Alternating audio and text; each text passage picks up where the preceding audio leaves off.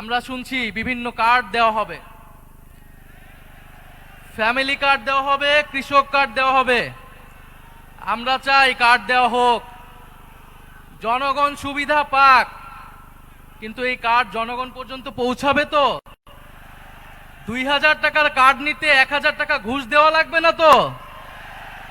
তাহলে ঘুষ, চাঁদাবাজি সেটা যদি আমরা নির্মূল না করতে পারি, এই সকল সুযোগ সুবিধা কি জনগণের কাছ পর্যন্ত পৌঁছাবে?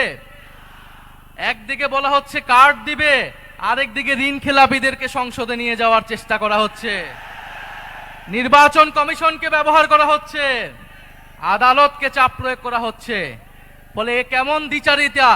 যদি প্রকৃতপক্ষেই জনগণকে সুবিধা দেওয়ার নিয়ত থাকে, তাহলে কেউ ঋণ খেলাপিকে নমিনেশন দিতে পারে না। যারা ঋণ পরিশোধ করে নাই, তারা সংসদে গেলে আপনার মনে হয় তারা ঋণ পরিশোধ করবে? আর এরা আবারও ঋণ নিবে, এরা আবারও টাকা লুট করবে, এরা আবারও টাকা পাচার করবে বিদেশে।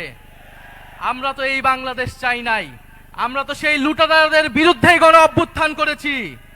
পরে নতুন কোন লুটেরাদের আমরা ক্ষমতায় যেতে দিব না, বাংলাদেশের জনগণ তাদেরকে ক্ষমতায় যেতে দিবে না। সংগ্রামী বন্ধুগণ, বলা হচ্ছে বস্তিবাসীকে ফ্ল্যাট দেওয়া হবে। বস্তিবাসী ফ্ল্যাট চায় নাই আমাদের কাছে, আপনাদের কাছে।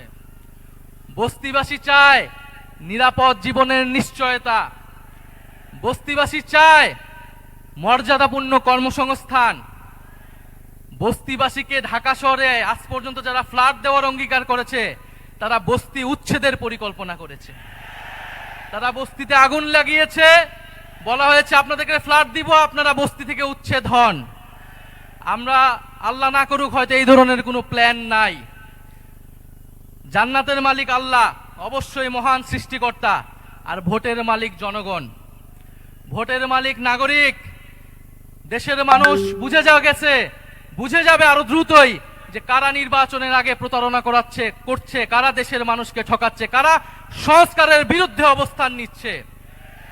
প্রিয় সংগ্রামী বন্ধুগণ, 12ই ফেব্রুয়ারি 10 দলীয় নির্বাচনী ঐক্যের সমর্থিত যার প্রার্থী রয়েছেন, যার যেখানে মার্কা রয়েছে, এই ঢাকা 15 আসনে দাঁড়িপাল্লা, অন্যান্য আসনে শাপলাকলি, রিক্সা সহ 10 দলীয় জোটের যেই মার্কাগুলো রয়েছে, আপনারা তাদেরকে জয়ী করবেন, তাদের সাথে থাকবেন।